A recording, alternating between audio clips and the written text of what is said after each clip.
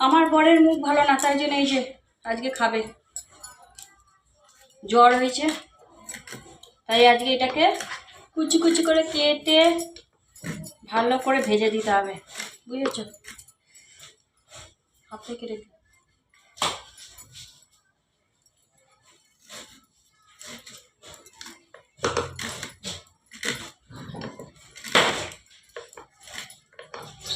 অবশ্যই বলতে হবে এটা কি, এই যে, আর কারা কারা খেতে ভালোবাসো, বুঝেছ?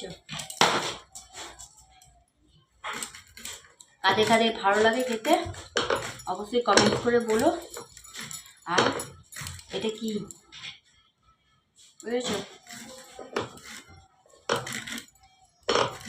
আর এইটা কি কি উপকারে লাগে, কি কি কাজে এটা লাগে সেটা বলতে হবে।